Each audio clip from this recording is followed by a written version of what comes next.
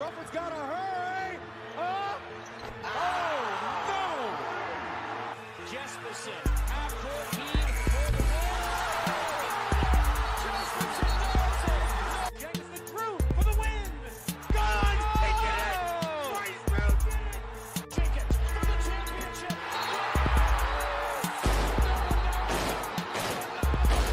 The national champions with Jenkins hitting the winner at the buzzer. There's the pass to Leitner. Puts it up. Yes! The time, 18. Shot. Jordan. Michael Jordan. 14 seconds. Brown. Look outside. This is the point where he always hits it. Oh! Aaron Harrison beyond belief.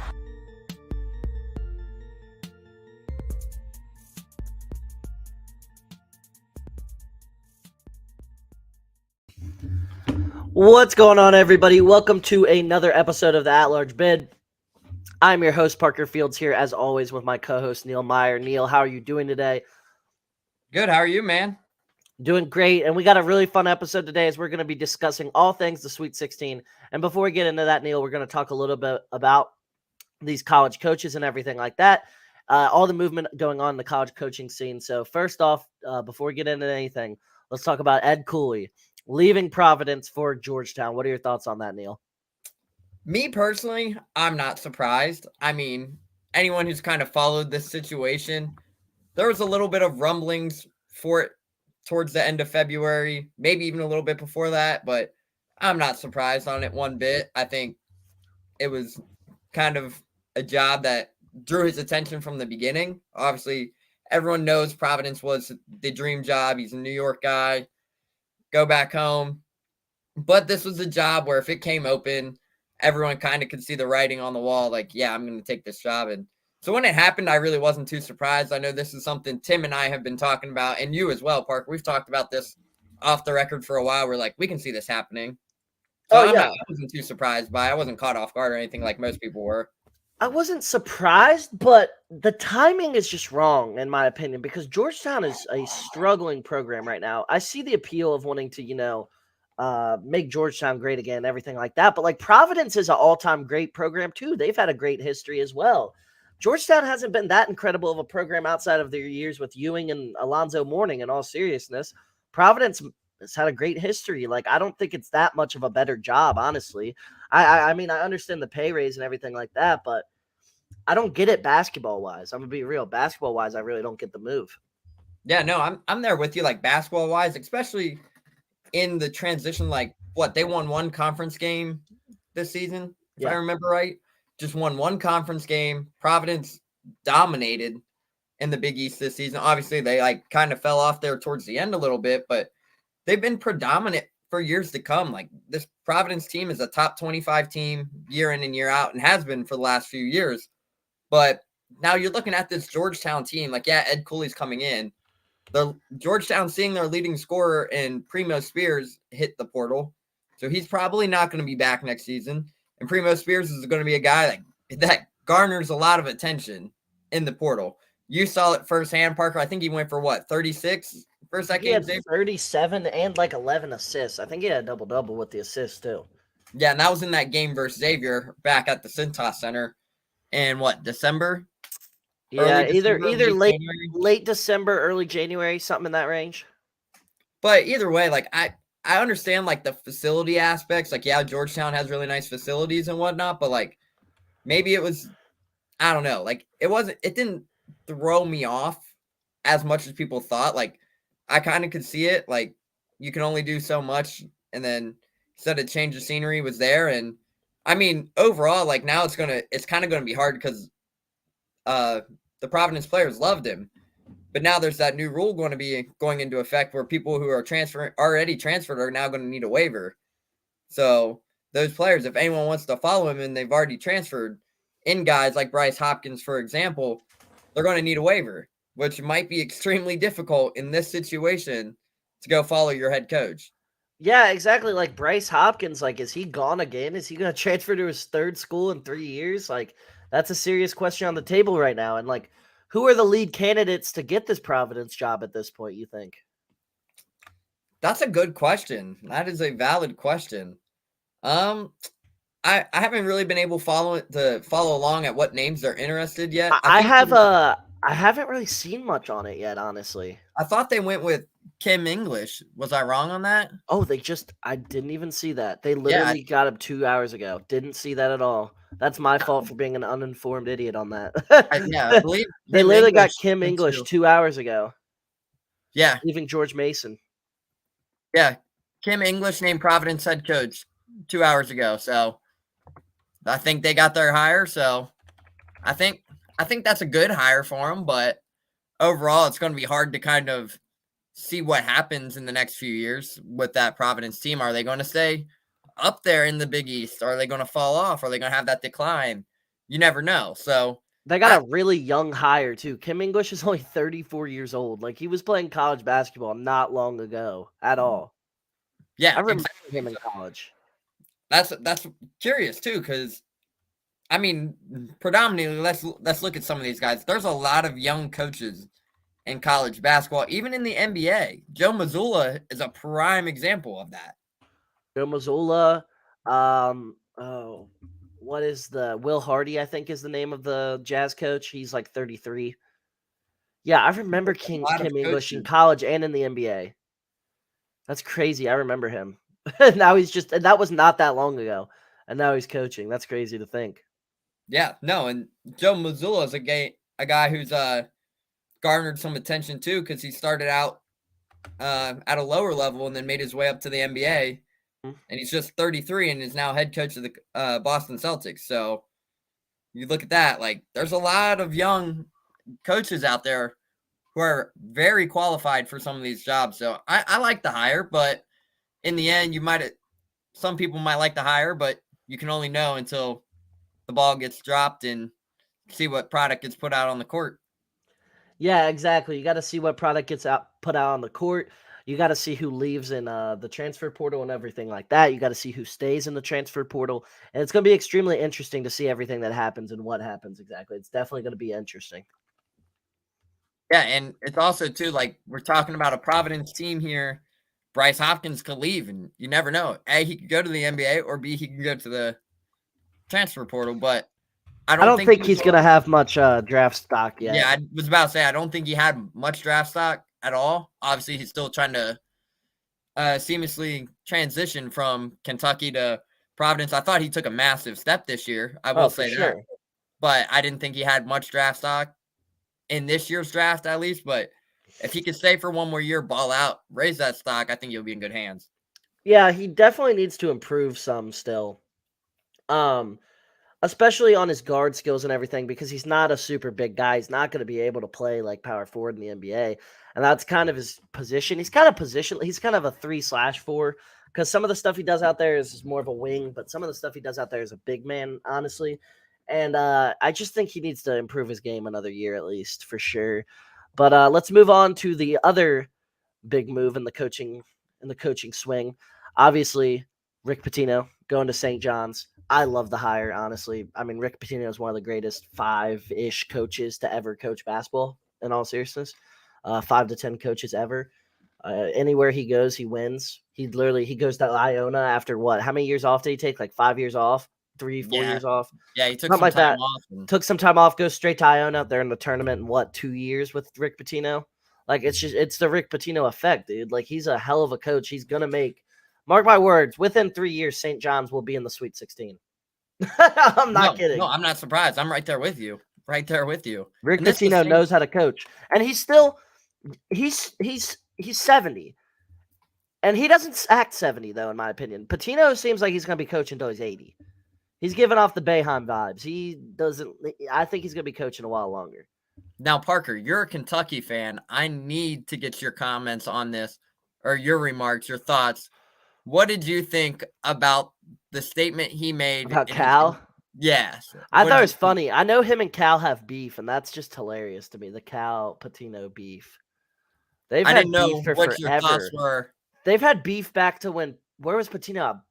Where was he at when Cal was at Massachusetts? Where was Pitino at?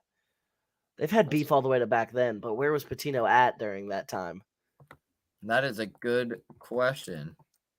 I mean, obviously, I know he went to Kentucky after wherever he was at before that, but I'm trying to think, where was he at before that? Oh, let's check. Let's check. Because I know However, they have beef all the way back to then, is what I'm trying to say, and I can't remember where he was at. you said it was Dayton for when he was all the way back at UMass. Yeah. So he started at UMass. Well, coaching record, Pitino started at Hawaii, went to Boston University. At Boston University, yeah, they're in the same. Yeah, that's where the beef started. And then he went to Providence, Kentucky, Louisville, and Iona. Yep. And he obviously was in the NBA. Yeah. He was the head coach of the Celtics, right? I want to say. Yeah. Overall, I think St. John's nailed this hire.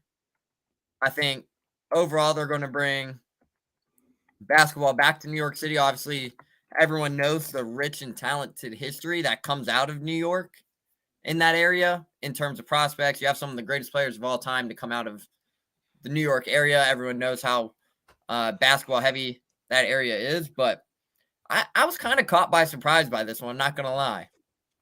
Yeah, I was caught by surprise, but I mean, St. John's, it's a great program. They need to get put back on the map, and I think Rick Pitino's the guy to do it for this school, honestly. Yeah, no, I'm there with you. And this is the St. John's team. Like, was it 2 years ago that Andre Corbella transferred? Was this his second season at St. John's, or was it his first? I think it was his first. Because Corbella was no, it was his first, because Corbella was part of that Illinois team back in 21. Yeah, he was on the team last year, right? Yeah, that made that run. He was on the team this year. So overall, like this St. John's team, like they had some decent wins this year, but they just didn't put it all together at times.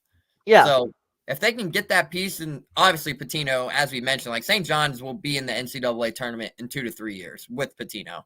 Now the first year might be a little struggle, obviously getting the right pieces, but they still won't be bad next year. I don't believe. No, be bad. I feel like St. John's will be like a bubble team next year.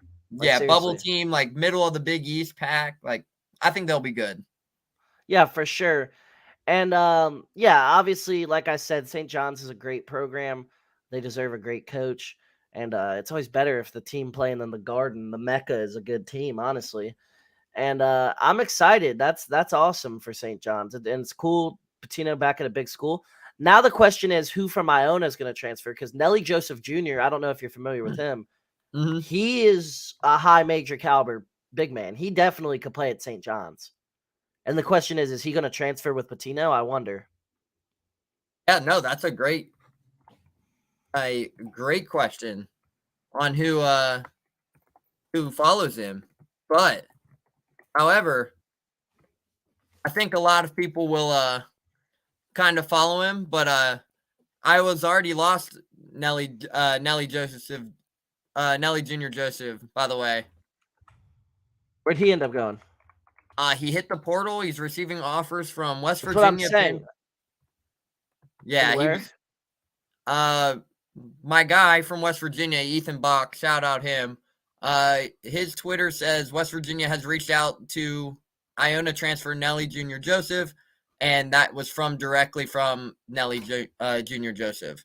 And don't be shocked if St. John's starts reaching out to him. Yep. Don't be shocked if that starts happening. Right. A 6'9" junior, or 6'9" forward, averaging 15 points and 9 rebounds a game. 2 years of eligibility left. Like, a lot of teams are probably going to start making calls. It's going to come slowly. Yeah. But if he's getting that call from West Virginia, obviously with Coach Huggins, Jamar Johnson, like, they're starting to get that feel. So I wouldn't be surprised to see him follow suit to Pitino. I wouldn't. Yeah, I wouldn't either. So be on the lookout for that. And then just other coaching news. Jim Bray left, obviously, Notre Dame. He's going to be gone from there. I saw, did Penn State's coach left too, correct? I don't know his name. I'm blanking on his name at the top of my head. Where did he leave to? I saw it today, but I'm blanking. I'm blanking on it too, but I'm looking it up as we speak. I believe he left. It was Micah Strawberry. It was Notre Dame. Yeah, he took the Notre Dame job. Where did Bray go? I'm blanking on Bray now. I think Bray was in discussions with USF, but USF said he came out publicly and was like, hey, like they didn't offer me the job, but I'm going to try and focus into broadcasting. I called him or Jim TV. Bray, by the way. I meant Mike Bray. Sorry. Yeah, Mike Bray, yeah. I called him Jim Bray. But I think he took a tour down there at US. Yeah, he's not going to coach there. Yeah, he said, I think the report came out like they were going to sign him. It was like a fake report. They were going to sign him, but he went publicly and said they did not offer him the job and that he was going to focus more into the broadcasting role for some time being. Yeah, it says he'll sit out 2023. However, he will get a shot in the carousel next year. Yeah.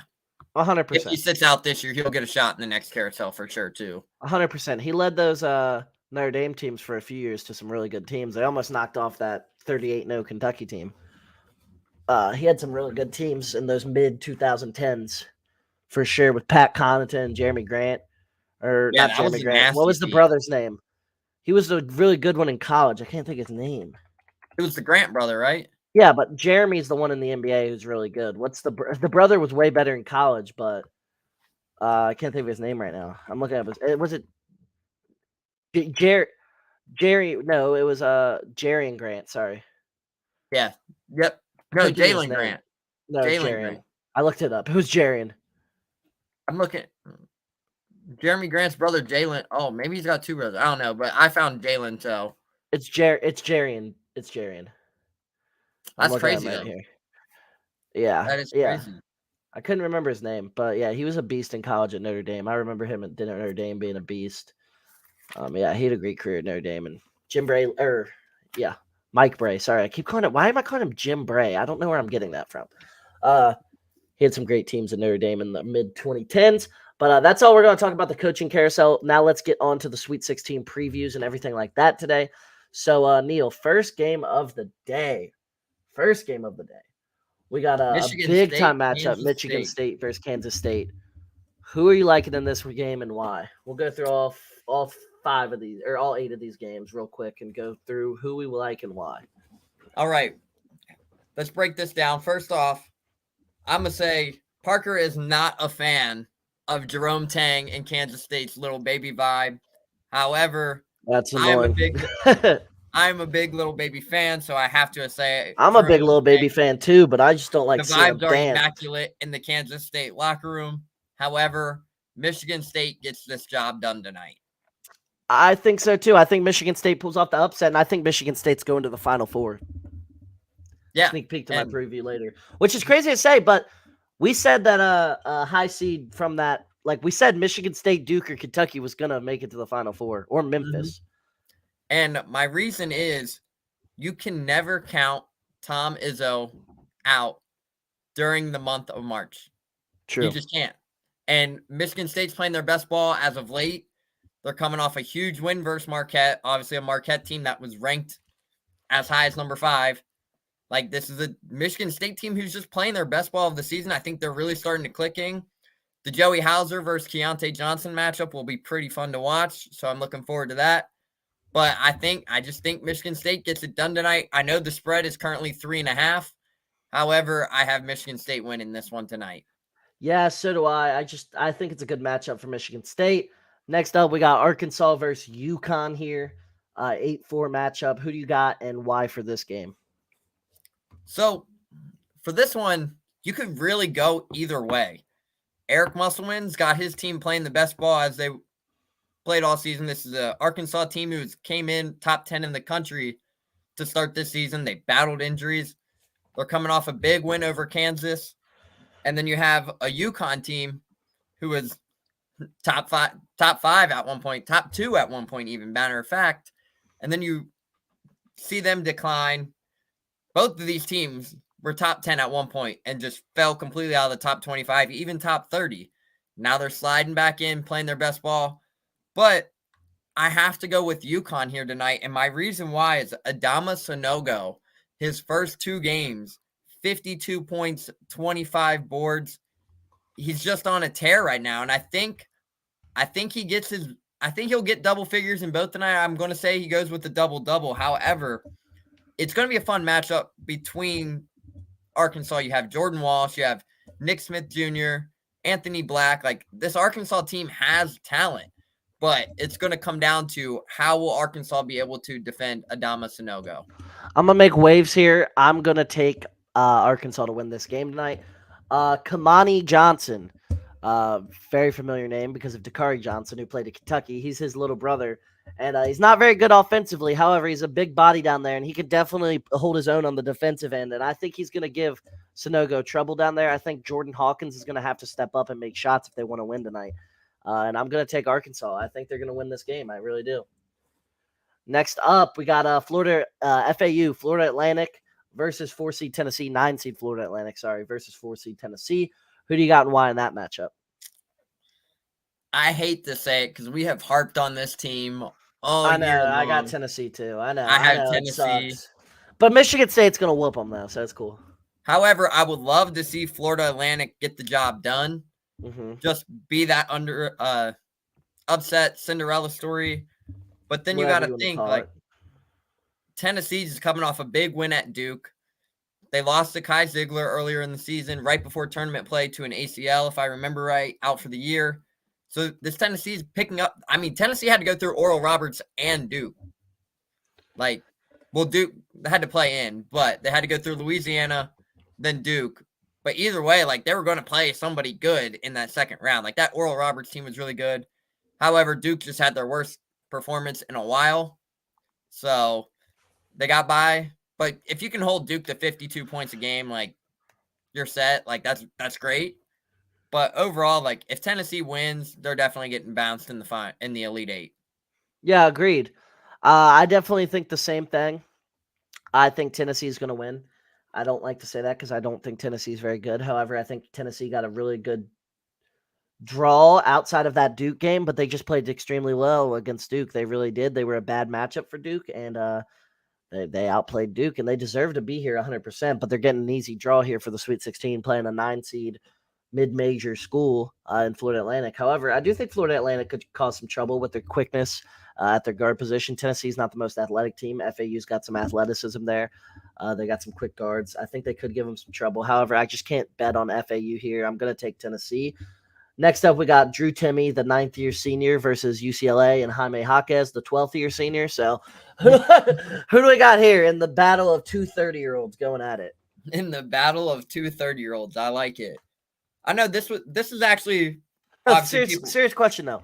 When was the last time we weren't talking about a tournament, talking about Drew Timme as one of the top 5 players in the tournament? Back when I was in high school 5 years ago. Yeah, like... I swear it might have even been like my sophomore year of high school. Honestly.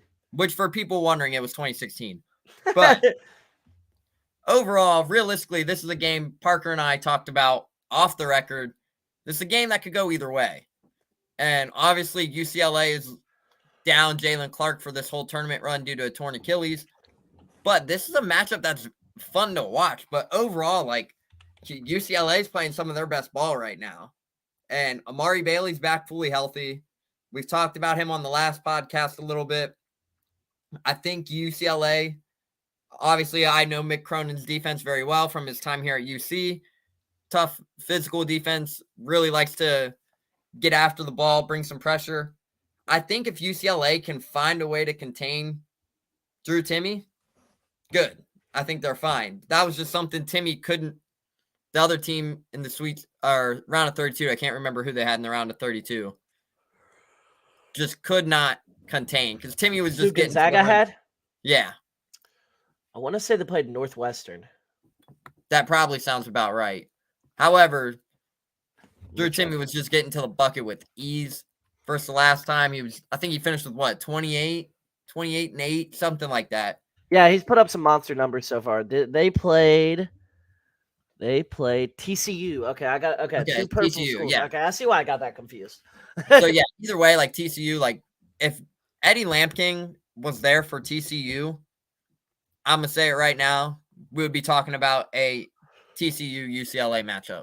Yeah, 100% that could have happened. So that's just me personally. Obviously, Eddie Lampkin hit the portal, but if TCU had Eddie Lampkin, I don't think Drew Timme puts up a 30-piece in all realistic. But in this matchup, I got to go with UCLA for many reasons here. I think if they can find a way to contain Drew Timme on the inside, But then you have Tiger Campbell, Jaime Jaquez, Amari Bailey. Like, UCLA's guard play just on paper, not even on paper and film, will cause fits for this Gonzaga team. So I'm rocking with UCLA here tonight. Yeah, dude, same. I really like this matchup for UCLA. I think they'll be able to throw doubles at Timmy, get Timmy off a little bit. And I just don't trust Gonzaga to be able to hit shots consistently when Timmy gets doubled and everything like that. So now we can move on to Friday. First game up, we got San Diego State versus Alabama. San Diego State is the 5 seed. Alabama is the 1 seed. What are you liking in that game? I'm going with Bama. My reason is Brandon Miller was held to 0 points in the last game, or was that the first matchup? That's first round. Brandon Miller he had like 20 second round. Yeah, 20, but he wasn't exactly fully healthy. Now that he's had some time off to get that groin back and healthy, Brandon Miller's obviously there's a reason he's a top 5 prospect, but I just like Bama in this matchup. I think San Diego State just won't be able to hang, so I have to rock with Bama in this one.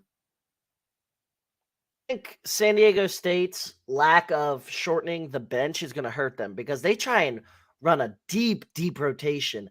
And I just think against the star power of Alabama, especially Javon Quinterly is fully healthy now, and he looks like old Javon Quinterly. He's kind of taken over the lead as the main option this tournament for them over Brandon Miller. Obviously, Brandon Miller is the best player, but just through 2 games. And if he's playing like that, I don't think San Diego State really has a shot tonight. I think this game, Alabama might cover the spread too. I think it might not even be close, really. Next up, Miami, Houston. I'm not betting against Houston here. I really like Houston in this matchup. Houston's just too physical. I just don't think it's a good matchup for Miami. I really don't. That's probably why the spread is at 7.5. Even though Miami's a really good team, I just don't think it's a good matchup for them. See, I'm going to disagree with you. Okay. I'm going to go with Miami. Miami dominated Indiana the other night, and we said the same thing about the size of how would Miami be able to contain Trace Jackson Davis. Look what happened. Miami started off on an 11-3 run and did not look back from there. Trace Jackson Davis didn't even get a bucket until like 8 minutes in the first half, if I remember right. Yeah, he ended up starting to cook in the middle, but then they clamped up again at the end. Yeah, but reason is Nigel Pack, Isaiah Wong is coming off the best game of his tournament, 27-8 versus Indiana. I think if they can get a night like that out of Isaiah Wong tomorrow night, I think Miami gets it done. Mm-hmm. However, they have, in order for Miami to win this, and I'm going to say in order for they got to hit shots. They got to hit open. They have to come out and punch Houston in the mouth early because I have seen it firsthand, especially I saw it down in Texas. Houston was down, I think it was down 2 to ECU, East Carolina University in the AAC tournament. And Marcus Sasser and Jamal Shedd were just like, here we go. And Sasser went on a 9-point run in like 30 seconds. Like, this team is able to get buckets when they want. Like, they're able to just turn it up a notch and get things going. But overall, I'm going with Miami. Just my gut feeling after watching their performance in the round of 32, that I'm just rocking with Miami in this one. I don't mind it. I definitely like that. Next up, 15 seed Princeton versus Creighton. I'm taking Princeton, dude. I'm taking Princeton. I'm riding the hot hand. If somebody's going to beat Princeton, I don't think it's going to be Creighton. I think they have a good shot of beating Creighton, honestly. If they keep shooting the ball like they've been shooting the ball, they're going to beat Creighton tomorrow. I really do believe that. Creighton is not better than the 2 teams they've beat. No, I'm there with you. But, however, if Mizzou, they're better than Mizzou, maybe. Not much. If Andrew Nemhard comes out and drops a 30-piece, it's going to be a different situation. My boy Caden Pierce is going to grab 30 boards. Yeah, Caden Pierce. For people who don't know, I saw a TikTok. Brother of Alec Pierce. I saw a TikTok of they were doing their calc homework, the Princeton players in the lobby and whatnot. Honestly, I think it would be so awesome if like a 15 seed won the title somehow. I think that would be so cool, dude. Dude, I don't think a 15 seed's ever made the Sweet 16. Am I wrong? No, St. Peter's made the Elite 8 last year. And Roberts they've made the Sweet 16 3 straight years. Okay, so if we can they've never made it to the Final Four. Last year was the first Elite 8 by a Sweet 16 seed. So Or Princeton gets through to the Elite 15. Eight. That's you're saying Princeton's going to the Elite Eight. I am. I think it'll be a closer game than people I think anticipate. 9.5 is way too high of a spread. It way is too high. That is way too I, high. I would slam that. Put your rent on that. No, don't put your rent on it, but slam that. That's slam Parker that advertising his sports gambling show too as well. So make sure you guys check that out. But make sure you don't put your rent on that in case anyone was wondering. Don't put your rent, but maybe. But however, I'm gonna rock with Creighton, but I definitely think Princeton covers that 9.5 spread. I don't think Creighton goes in there and blows them out by more than 6 points, 7 points. And the only way they do so is if Andrew Nembhard goes for 30 plus again. That would be the only reason why I would say that. But I will be curious to see how Princeton defends Kalkbrenner. I want to see that as well. I think Princeton's definitely capable of pulling it off again, for sure. They're definitely capable of it, is what I'll say. Yeah, if I had to put my life on it, I don't know if I'd pick Princeton to win, but like, I think they're definitely capable. Next up, 3 Xavier versus 2 Texas. I'm sorry, Xavier fans. I don't think you're beating Texas. I think Texas is way too physical for Xavier. I really do. I think their play style just doesn't. It's a bad matchup. It's a really bad matchup for Xavier. Xavier's a really big like finesse team, and I just think Texas is too gritty and stuff. I don't think Xavier's going to be able to handle them. I'm right there with you. Obviously, people might think it's biased because I cover UC. However, hey, I covered Xavier though this year. I covered Xavier, and I'm taking Texas, so I'm not biased. However, Texas, I just think is the more physicality. Like they're more physical. They like to do a lot of different things. I think they're going to be able to rough up Xavier, bully ball they're a little bit, very, get in their head too. Very, very good defensive team. They really physical team. They really like to bring the pressure around the ball. But Xavier, I'm rocking with Texas, but I would not be surprised if Xavier pulls this thing out. I wouldn't either. I'll say that. I wouldn't be surprised, but Xavier's gonna have to bring their A game offensively. Is how I'll say it. If Xavier doesn't have a good shooting night, they're not winning, in my opinion. Xavier's gonna have to be clipping. In order for Xavier to win, you have to have Sully Boom score more than 8 points in the first half. You can't have another first half where he goes scoreless and empty. They got to do their usual, man. They got to do their usual. They got to have a good scoring night. Yeah, and I mean, this is the Xavier team who's coming off a win that barely snuck by. Obviously, Jack Nungy with the huge block early in the tournament. But this is the Xavier team where if they get hot, they get hot. Like, they're coming off a big win versus Pitt. Adam Kunkel lit that thing up from behind the arc versus Pitt, 5 for 5 to start. Sully Boom turned it up in the second half. So when the guards get playing, though, for Xavier, like if Kunkel comes out and starts hitting shots, like if he hits his first 2 from deep, I will start thinking Xavier could do it. Same. I think they need to have a good shooting night, is what I'm saying. I just don't think they can win if it's a grinded out game. That's what I'm saying. Yeah. And I think it probably will end up like that because that's how the Big 12 tends to play. You got anything else to add on any of these games or anything? No, I'm all good. If you're all good. Yeah, this was a really good episode. I hope you guys enjoyed. Big day of games. Sit on your couch, drink a beer, whatever you're doing. Watch the games. If you guys want to follow us on everything, go ahead and click the links down below in the description. If you're on YouTube, go ahead and subscribe. If you're on Apple Podcasts or Spotify, please leave us a review. That helps us out so much. Follow me on Twitter at FieldsParker1. Follow Neil at MeyerNeil6. MeyerNeil6. And we'll see you guys all in the next episode. See you guys Monday with a recap. Maybe Sunday night. We'll see.